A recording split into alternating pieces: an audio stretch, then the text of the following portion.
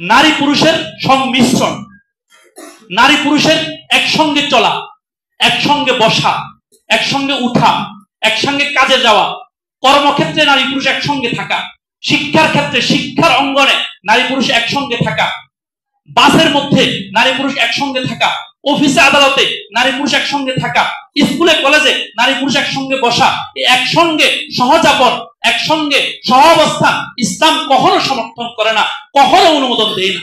ইসলাম নারীদের শিক্ষার বিপক্ষে না। বাকি শিক্ষা ক্ষেত্র ভিন্ন হতে হবে। নারীর শিক্ষা ক্ষেত্র ভিন্ন, পুরুষের শিক্ষা ক্ষেত্র ভিন্ন। ইসলাম নারীর কর্মের বিপক্ষে না, বাকি কর্মক্ষেত্র পৃথক হতে হবে, আলাদা কর্মক্ষেত্র হতে হবে। ইসলাম নারীর চিকিৎসার বিপক্ষে না, বাকি চিকিৎসা ক্ষেত্র আলাদা হতে হবে। ইসলাম নারী সেবামূলক কর্মকাণ্ডে নারী সম্পৃক্ত হোক, এটা ইসলাম বিপক্ষে না। তাহলে সমাজ চলবে কিভাবে? বাকি নারীর চিকিৎসা ক্ষেত্র আলাদা হতে হবে। কেন আলাদা হতে হবে? কারণ ইসলামের কথা হচ্ছে কোন নারী যেন কোন কর্মক্ষেত্রে গিয়ে দুজন নারী, অপরিচিত নারী এবং অপরিচিত পুরুষের মধ্যে এমন একান্ত মুহূর্ত না আসুক যে একান্ত মুহূর্তের কারণে তাদের মধ্যে ঘনিষ্ঠ সম্পর্ক হয়ে যাবে, ফলে ওই পরিবারগুলো ধ্বংস হয়ে যাবে। ফলে আমাদের সমাজে আজকে হচ্ছে নারী তার কর্মক্ষেত্রে গিয়ে তার পরিবার ধ্বংস হচ্ছে, পুরুষ তার কর্মক্ষেত্রে গিয়ে নারীর কারণে তার পরিবার ধ্বংস হচ্ছে, শিক্ষা ক্ষেত্রে গিয়ে নারী নষ্ট হয়ে যাচ্ছে, চিকিৎসা ক্ষেত্রে গিয়ে নারী নষ্ট হয়ে যাচ্ছে। আপনি প্রশ্ন করবেন, তাহলে কি পড়াশোনা বন্ধ করে দিব, সবকিছু বন্ধ করে দিব? না, কখনো বন্ধ করবেন না। কেন বন্ধ করবেন? ইসলামের বিধান কি? কর্মক্ষেত্র, শিক্ষাক্ষেত্র, সহশিক্ষা ইসলামে নেই। আলাদা হতে হবে, আলাদা হতে হবে। একটা উদাহরণ আপনাদেরকে আমি টানি। এই যে জামাতে নামাজ পড়া, ইসলামের প্রথম যুগে, নবী সাল্লাল্লাহু আলাইহি ওয়াসাল্লামের যুগে নারীরা মসজিদে উপস্থিত হতো। বাকি নবী সাল্লাল্লাহু আলাইহি ওয়াসাল্লাম নারীরা মসজিদে উপস্থিত হওয়ার বিষয়ে অনুৎসাহিত করেছেন, অনুৎসাহিত করেছেন। এই জন্য পরবর্তী যুগে সাহাবায়ে কেরাম এটার আর নিয়ম রাখেননি, সাহাবায়ে কেরাম এটার নিয়ম রাখেননি। নবী সাল্লাল্লাহু আলাইহি ওয়াসাল্লাম অনুৎসাহিত করেছেন নারীরা মসজিদে আসার বিষয়ে। বাকি নবী সাল্লাল্লাহু আলাইহি ওয়াসাল্লাম যতদিন ছিলেন নারীরা কেউ কেউ আসতেন। একটু আমরা চিন্তা করে দেখেন তো, নারীরা মসজিদে এলে এখনো এই জন্য স্টেশন মসজিদে কোথাও একান্ত ব্যবস্থা হয়, হারাম তো না, ব্যবস্থা হতে পারে কোথাও নারীর জন্য নামাজের ব্যবস্থা আলাদা।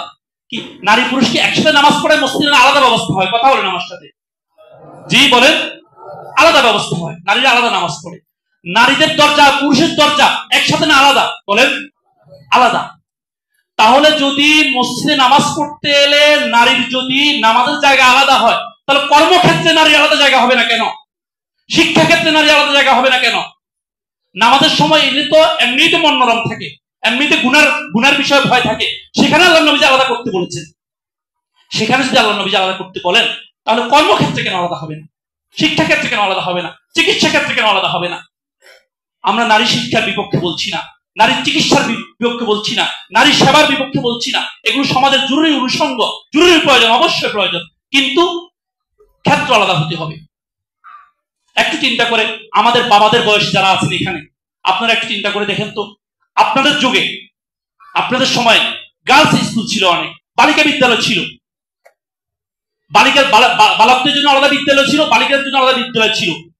কিন্তু আমরা ধীরে ধীরে ডিজিটাল হচ্ছি, স্মার্ট হচ্ছি, স্মার্ট হতে হতে বালিকা বিদ্যালয়গুলো শেষ, নারী পুরুষের একসাথে বিদ্যালয় এসে গেছে। কি সমস্যা ছিল? এখনো কি সমস্যা? এখনো কি বর্তমান কাঠামোতে, বর্তমান রাষ্ট্র কাঠামোতে এখনো কি সম্ভব না? এখনো সম্ভব। কিভাবে সম্ভব?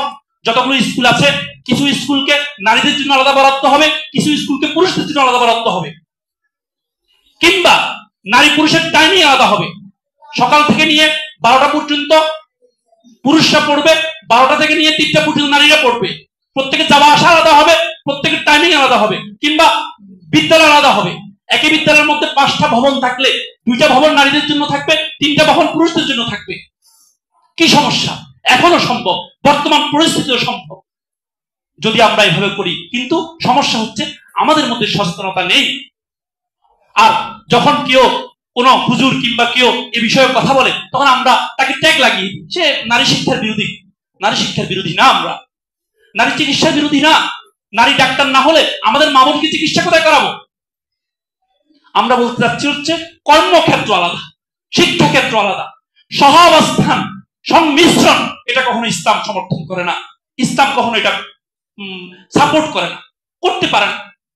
ফলে কি হচ্ছে, আজকালকার নারীদের অবস্থা কি হচ্ছে, পুরো দেশ সমাজ, যুব সমাজ নষ্ট হয়ে যাচ্ছে, যুব সমাজ নষ্ট হয়ে যাচ্ছে। ইসলামের বাইরে গেলে, আল্লাহর নিয়মের বাইরে গেলে নষ্ট হবেই। এমনকি কোথাও কোথাও তো রাষ্ট্রীয় উদ্যোগে হচ্ছে। এই সহশিক্ষার যে ব্যবস্থা, এটা পরিবর্তন করা কতদিন সময় লাগবে? 6 মাসের সময় লাগবে না। যদি আমরা যে পদ্ধতির কথা বলছি এই পদ্ধতি গ্রহণ করা হয়, 6 মাসের সময় লাগবে না। কিসের সমস্যা? আমরা নারীর জন্য আলাদা বিদ্যালয়ে পাঠাবো, ছেলেকে আলাদা বিদ্যালয়ে পাঠাবো, কোথায় অসুবিধা? সমস্যা হচ্ছে আমাদের চিন্তা পরিবর্তন করতে হবে। যে সমাজ ব্যবস্থা চলছে, সমাজ ব্যবস্থা পরিবর্তন করতে হবে। জাতিসংঘের, ইউরোপ, আমেরিকার ধাঁধায় পড়ে, তাদের চক্রান্তে পড়ে, ষড়যন্ত্রে পড়ে আমাদের যুব সমাজকে আমরা নষ্ট করতে বসেছি। আমি একটা উদাহরণ দিই আপনাদেরকে। গতকাল বাংলা একাডেমি কর্তৃক 21 পদক পুরস্কার ঘোষণা করা হয়েছে। 14 জন ব্যক্তিকে ঘোষণা করা হয়েছে এবং একটি প্রতিষ্ঠানকে ঘোষণা করা হয়েছে। কোন প্রতিষ্ঠানকে ঘোষণা করা হয়েছে? নারী ফুটবল দল। বলেন, আপনি কি চান আপনার মেয়ে হাফ প্যান্ট পরে এখানে খেলবে? আমি কি চাই কখনো আমার মেয়ে হাফ প্যান্ট পরে এখানে খেলবে? কাকে আশকারা দিচ্ছে? কি করতে চাচ্ছে? কি বোঝাতে চাচ্ছে? ইউরোপ, আমেরিকাকে খুশি করার জন্য এগুলো হচ্ছে। নারী ফুটবল লিগকে 21 পদক দেওয়া হচ্ছে। কি জন্য? এই জন্য তারা দেশে অশ্লীলতা ছড়াবে? না, এই জন্য না। শিল্প, শিল্প। একজন নারী, আমার আপনার মেয়ে যদি এখানে মাঠে সবার সামনে, হাজারো দর্শকের সামনে হাফ প্যান্ট পরে সে যদি খেলে, ফুটবল খেলে, এর কোন সতীত্ব, ইজ্জত থাকে? সমাজ কোথায় যাচ্ছে? আমাদেরকে সচেতন হতে হবে। বাকি রাষ্ট্রীয় উদ্যোগ, দেশের উদ্যোগ তো দেশের মতো চলবে। আমাদের কি করণীয়? আমাদের করণীয় হলো আমাদের সন্তানের বিষয়ে আমরা একটু সতর্ক হব। আমাদের সন্তানের বিষয়ে আমরা একটু সতর্ক হব। না হয় এই সমাজ রক্ষা করা যাবে না, এই দেশ রক্ষা করা যাবে না। ইউরোপ, আমেরিকার কালচার এত দ্রুত গ্রাস করবে, আমাদের সামনে, চোখের সামনে দেখবেন আগামী 20-50 বছর পর যদি আমরা একটু সচেতন না হই, তাহলে আমাদের ছেলে মেয়েরা হাফ প্যান্ট পরে পরে আমাদের সামনে ঘুরবে। আমরা কিছু করতে পারবো না। কান্না করা ছাড়া কিছু করতে পারবো না, কাঁদা ছাড়া কিছু করতে পারবো না। আল্লাহ তাআলা আমাদের সবাইকে হেফাজত করুন। আল্লাহ তাআলা আমাদের সবাইকে সত্যিকার অর্থে ঈমান সচেতন, দেশ সচেতন, রাষ্ট্র সচেতন, সত্যিকার মুমিন, সত্যিকার মুসলিম নাগরিক হওয়ার তৌফিক দান করুন। ওয়া আখিরু দাওয়ানা আলহামদুলিল্লাহি রাব্বিল আলামিন।